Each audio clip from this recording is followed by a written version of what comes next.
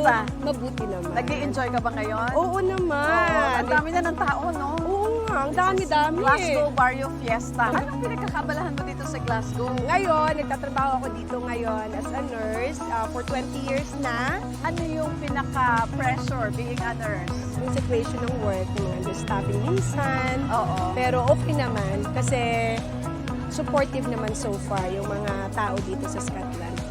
Respected, no? Ang mga Very Pilipino respected rito. ang mga nurses dito. I heard gumamit ka ng MX3 capsule for so long. Gaano na ka ba katagal na you are taking MX3 capsule? Uy, ang tagal na talaga. Kahit sa Pilipinas pa ako, gumagamit ako ng MX3.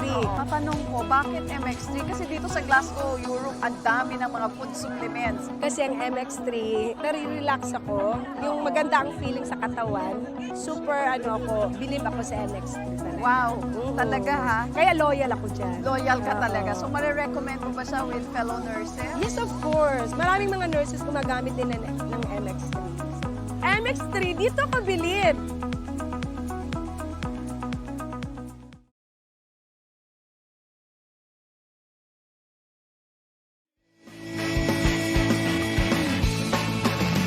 Ang nag-iisang girlfriend mo sa radyo, DJ Lindsay.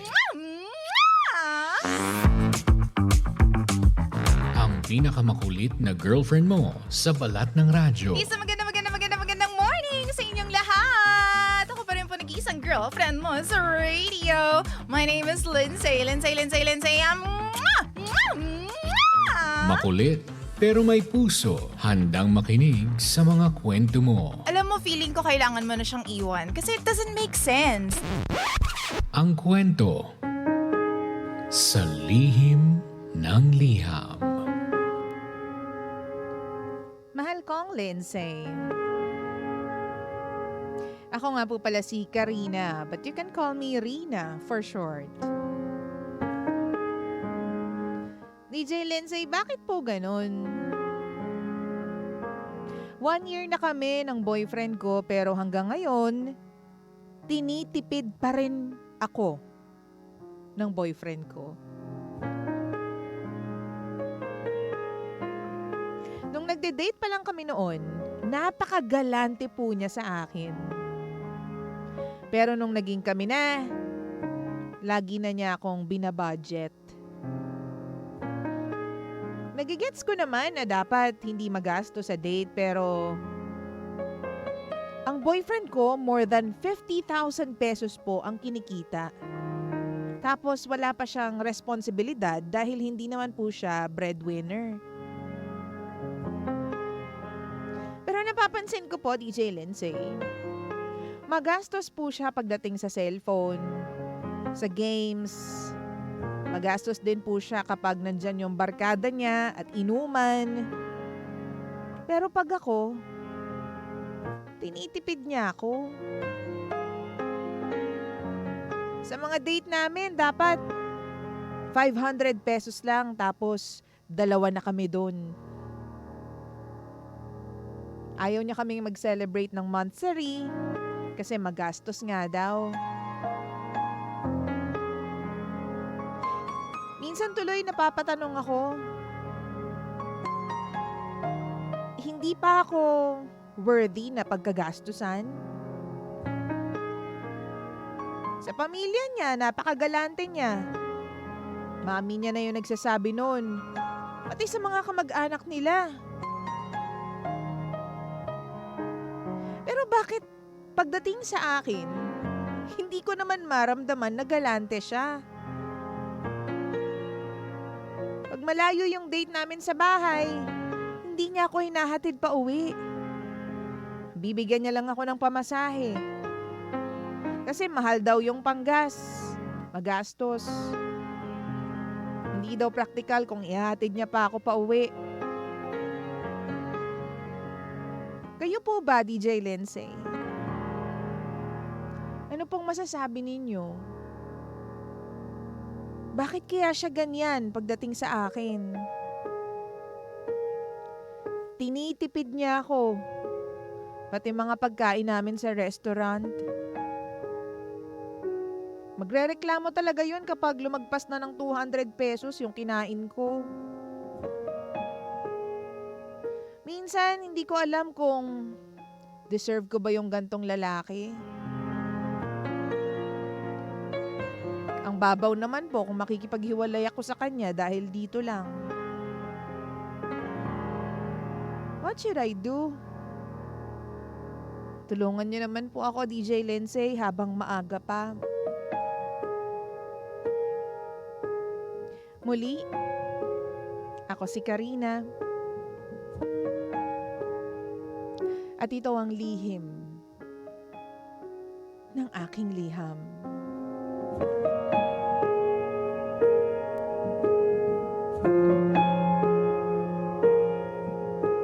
Lihim ng liham.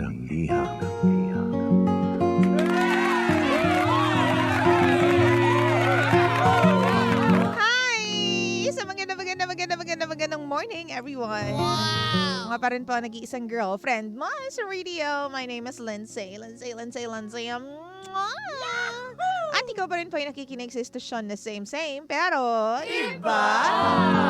We are number 1, 06.7 Energy FM. Pangga, huwag mo sabihin radyo. Sabihin mo,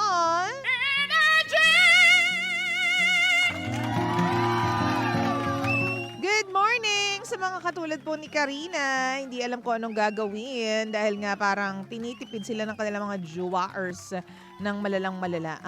Pero ikaw ba na-experience mo na yung gantong scenario sa life? Yung tipong, hindi ko deserve to Deserve ko yung tipong galante na bowa, 'di ba? Yung galante na partner, yung parang hindi naman lahat bibilhin para sa akin, pero yung mga gusto ko, 'di ba, lalo na kapag pagkain, bibilhin ako, ganyan. Hindi yung para akong tawag dito, para akong laging tinitipid. Wow! Ano ba ang masasabi mo tungkol dito? By the way, this is Lihim ng Liham. Mahal ko pangga ko, baby ko. And you can find us live on Facebook, facebook.com/energyfm1067. Ayan. Okay O di kaya naman, pwede mo akong puntahan sa aking personal page. That is facebook.com/Lindsay1067. Dalawang isip ka doon, Lindsay. Sorry na. Hello muna. Meron tayong attendance na naman, yung mga wala dyan. -5 kayo sa quiz natin. Si Liza Kula, good morning, nandyan. Si Cory, si Morgan, si Archie, nandyan. Si Jack Naguit, hello, nandyan sila, ayan. At present na present. Si Rosemary, ayan, good morning, magandang araw po sa inyong lahat. Ang gagawin nyo kung tinitipid kayo ng jowa ninyo? Malaki naman daw yung sweldo. Pero huy, sweldo niya kasi yun eh. So, kung ay tanong gawin niya sa sweldo niya, pwede niyang gawin, Ben. Tinitipid kayo ng jowa niyo, tapos feeling ninyo hindi nyo deserve yung ganito. What will you do? Kung yan yung sitwasyon po ninyo, send mo na yan sa akin. Punta ka sa live. Facebook.com/EnergyFM1067. Tapos hanapin mo yung live. Okay, ang dami na agad nag-ano dito ang dami na agad nagko-comment dito. Gina agad kayo. Lunes na Lunes. My goodness. Buhay na buhay ang dugo ng mga pangga natin for today. Sabi ni Ivan, paano kung mag-asawa na kayo niyan, titipirin ka pa rin sa hospital bills? So, paano kapag nanganak ka? Lalo na yung anak ninyo, titipirin sa gamot pag nagkasakit. Sabi naman ni Velasco Lala, mag-isip ka na, sender, mainam na hindi pa kayo kasal, mahirap mapangasawa ang ganyang lalaki. Sabi naman ni Daisy, ate, ang boyfriend ko kapag binilan ako ng mga bagay na para sa akin ay pricey na. Nagrereklamo na ako. Ang mahal naman yan, Han. Huwag mo nang bilhin. Ang sasabihin niya lang, mahal nga, Han, pero mas mahal kita. Ay! Taray! Sabi niya pa dito, I don't know, pero feel ko may lalaking pang magpaparamdam sa'yo na worth it ka at you deserve all the beautiful things that life has to offer. Kasi wala nang mas mamahal pa sa pagmamahal niya sa'yo. Sabi naman ni Eunice, ramdam mo naman kung tinitipid ka niya talaga, bigyan mo ng deadline yung ganyang lalaki. Lagyan ng ultimatum, no? Ganun ha. Teka ka. Ganun yung sabi mo, ganun na, teka ka. Ugali mo. Sabi ni Melay, nakakaawa ka, sender, kung magkakatuluyan kayo niyan, lalo na kapag nagkaanak na kayong dalawa. 'Di ba? Magiging losyang ka na, baka ni panty hindi ka niya mabilihan. Ba't dinamay niyo yung panty? Sabi ni ba't dinamay niyo yung panty kasi? Sabi ni Ana, so pakitang tao lang pakitang tao lang pala siya nung naniligaw ka. Tapos nung naging kayo, wala na. Tapos hanggang ngayon, kayo pa rin. Kaya wala talagang kwenta yung ligawan stage puros pakitang tao lamang. Sabi naman ni Irene, nagsawa na sa'yo, sender, kasi naging girlfriend ka na. Lamayo ka na sa kanya bago mahulog pa na lalo ang feelings mo sa kanya. Find a guy na kampante kayo sa isa't isa. Sabi ni Elena, o Galinola, hiwalayan mo na yan kung binibilangan ka ng gastos. Sabi naman ni Billy, greetings, good day yan po. Reach po, Energy FM, NCR po sa Facebook Region 2 po. Hello. Ang gagawin natin doon, no? Sabi ba dito ni Alvin, pwede po from the top? Anong from the top? Nahuli ako sa topic, DJ Monday kasi, DJ Lindsay. Ayan. Wow! Sabi ko sa inyo. Sabi ni Villasenor, Sara, naku, iwanan mo na yan sis. Baka hindi ka niya ganun kamahal. Ang sakit naman nun. Pero alam mo, yun ang katotohanan ng life. Sabi ni Rods, mababaw ka talaga te. Buti nga nililibre ka pa at binibigyan ka pa ng pamasahe. Masyado ka lang mapaghanap. Ay, ganun. Sorry naman. Pinagtatrabahuhan niya yun kaya hindi masama gastusin niya sa gusto niya, lalo na sa kanyang pamilya. Ay, sorry naman. Oo. Sorry sa atin, Ben. Sabi ni Jack, listening from New Jersey, USA pa, shoutout naman po. Hi, Jack! Naguwit! Hello po sa inyo dyan. Gandang umaga. Sabi naman ni Arch, the chase is always challenging for guys. Gagastos sila hanggang makuha nila ang matamis mong oo. Once makuha nila yung matamis mong oo, gusto mo yun? Once makuha nila yun, minsan they get in the comfort zone na kung saan naiiba na ang priorities nila. A true gentleman will always prioritize his woman. Just saying. Sa True Ka Dyan Friendship, sabi ni Morgan, good day, I'm DJ Lindsay mo. It only goes to show, hindi ka priority. Kung hindi ka happy having thought, then love yourself and find your true worth. Nagtatanong ka pa, huwag kang galit, Ben. Alam mo, simple lang yan Simple lang. Kapag naramdaman ko na hindi ako masaya sa pagtrato sa akin, Karina, ganito lang ang life. Pag hindi ka masaya, kapag marami kang questions in your mind, tapos hindi niya masagot-sagot, bawa kinausap mo na, tapos medyo sablay pa rin yung sagot sa'yo, then, I don't think dapat mag-settle ka sa ganyang lalaki. Wow! Hindi ko sinasabi na mali si lalaki, hindi ko rin sinasabi na mali ka, pero ang sa akin lang, kung hindi ka masaya doon sa natatanggap mong treatment, di mag-goodbye ka na para alam mo yun. Less worries na, less stress na. Oo, diba? Kasi kung halimbawa kinausap mo na tapos hindi pa rin nagbabago, ganyan. Sa akin kasi big deal yung paghahatid. I'm sorry ha. Big deal sa akin yan. Kung nung mga unang araw ng panliligaw mo na ihahatid mo ko, anong kaibahan nun sa mga susunod na araw na sinagot na kita at boyfriend na kita? Ba't ngayon hindi mo na ako maihatid, be? Oh. Parang yun pa naman yung pinaka-measure, alam mo yun, pwede mong sabihin na mahal ako niyan kasi lagi niya ako hinahatid. Kasi tingnan mo, rampant na po ang mga krimen ngayon dito sa ating bansa, no? So, kapag hinatid ka ng lalaki, dapat ipagpasalamat mo yan. Hindi lang yan, napakamahal ng gasolina at ng diesel. Kapag hinatid ka ng lalaki, ipagpasalamat mo talaga, be. Para ma-make sure kasi nila na safe kang nakakarating sa bahay ninyo. Para sa akin, yun yung ibig sabihin ng paghahatid na gesture na yan. Diba? Tsaka gusto niya na magkasama kayo, may moment kayo together, kaya kayo hinahatid. Kaso kapag ganyan yung rason, baka nga hindi pa talaga. Although, tulad nga ng isang sender natin, ang sabi niya is, may karapatan siyang gastusin yung pera niya sa paraang gusto niya. Tamang-tama nga naman yun. Ang ibig sabihin lang yan, hindi kanya gustong pagkagastusan. Iba yung priorities niya nga. Tama naman din yun. So kung hindi kayo aligned sa kung anong nagpapasaya sa inyong dalawa, edi alis ka na dyan, be. Wow! Hindi naman yun, that doesn't make him a bad person naman, yung paggastos niya sa'yo or yung spending habits niya when it comes to you. Hindi naman yun nakakapagpasama sa kanya. Yun nga lang, hindi mo bet yung ganon. Diba? Kanya-kanyang priorities yan pero hindi mo bet na hindi ka ginagastusan at tinitipid ka. Kaya aalis ka. Gets niyo ba yung punto ko? Hindi siya masama sa part na yon. Pero hindi mo lang talaga bet yung ginagawa niyang ganun. Oo. Sana nagigets niyo po ako mga pangga. Oo. Hindi ka naman kasalanan yung nagtitipid ka, 'di ba? At nilalagay mo yung pera mo sa kung saan mo gustong ilagay. Ganun siya eh. Wala tayong magagawa. We can't change that.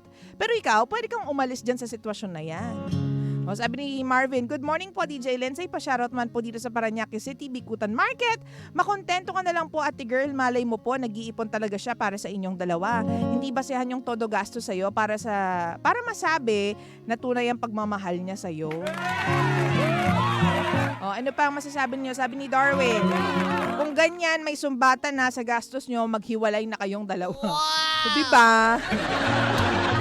Saka napaka-petty nung tawag dito, nung topic na pera. Dapat nga, kailangan siya pag-usapan sa magkakarelasyon, no? Sa mga magjojowa. Pero, para sa akin, dapat hindi siya pinagtatalunan. Diba? Tsaka ate, kung gusto mo ng mga masasarap na pagkain, bumili ka.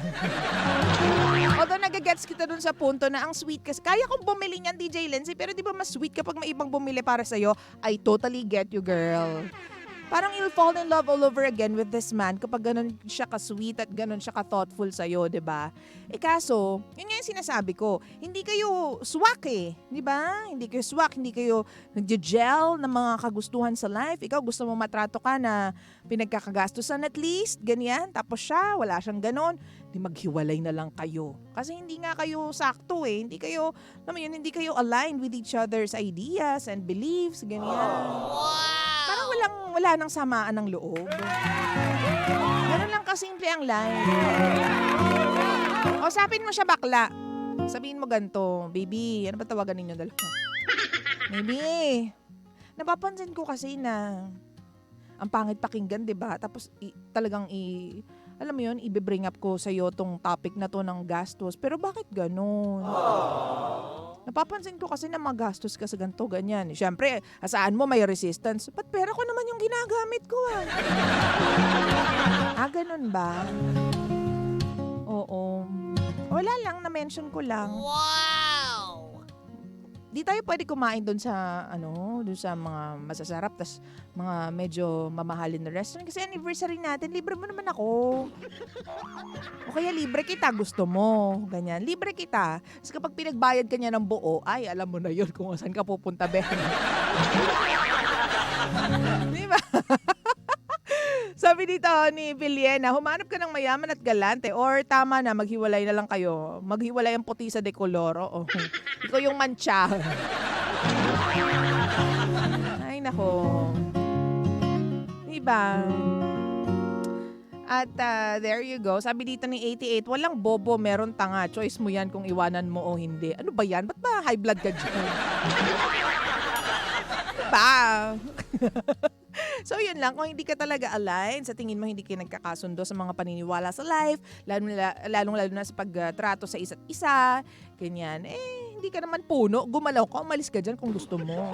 Yun lang yung para sa akin, kasi ako ganyan ako mag-isip. Kung, di ba, hindi naman siya aligned sa aking mga paniniwala at medyo nadidismaya ako, kaysa sa paulit-ulit akong nadidisappoint sa mga pinagagagawa niya at sa mga desisyon niya. Tapos hindi ko naman nakukuha yung pagmamahal na gusto ko, kung paano ko itrato. Kasi iba-iba yan, mahal ko eh. Alis na lang ako para wala na lang problema, be. Choice mo yan. Lalong-lalo na 1 year na kayo. Makikita mo pa siya, yung ugali niya in the years to come. Nasa sa'yo yan kung gusto mong to stay with him. Diba no, Elizabeth Davis? To stay with him or to go separate ways. Mahal ko pangga ko, baby ko. 9:26 on the clock. This is Lizelle Garcia with the song Alipin Ako. Dito lang yan sa Energy FM.